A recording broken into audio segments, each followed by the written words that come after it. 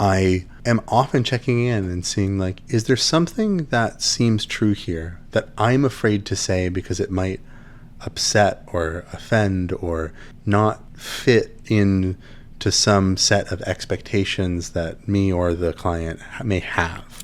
We have some idea of who I am in this role and who they are in this role, and where do I participate in reinforcing that in a way that serves love, serves their liberation, their freedom, and where do I participate in a way either passively or actively by fulfilling their expectation or refusing to violate their expectation that is not serving them. In the counseling relationship, it's very easy to fall into the trap of reifying the sense of brokenness.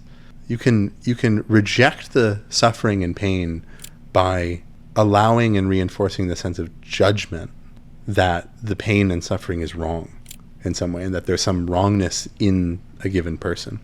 So that's one context where it comes up, is that I'm tracking with my people that I'm working with, clients or the community members in the Sangha that I'm co-running. I'm tracking whether there's a way that I'm hesitating to say something or leaping to say something. My practice, broadly speaking, is how can I stay in love with each person that is in my life and each moment or situation that's in my life. How do I need to show up?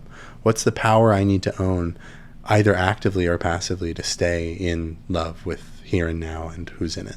And that's that like jumping out of yourself that you referenced, which I like viscerally understand. That feeling of like, yeah, I don't know how to describe it. I don't know if I have the words for it, but feeling yourself almost like you almost leave yourself for that moment and you become something else that isn't you, and you're not in the present moment.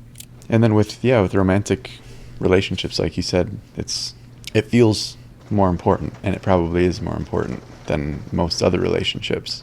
Yeah, do you have any, being aware that the ramifications of not being real and being true in those relationships, knowing that the ramifications are much worse, is a good starting point.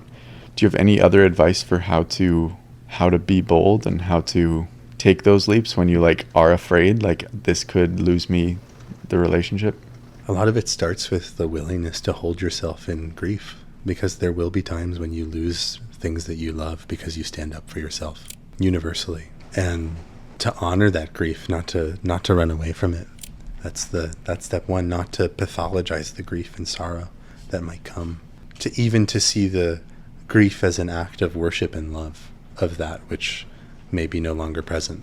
So the more that we can practice grieving without shifting into judgment, shame, or blame, the more that I think we can bear speaking the truth in situations that put our hearts on the line.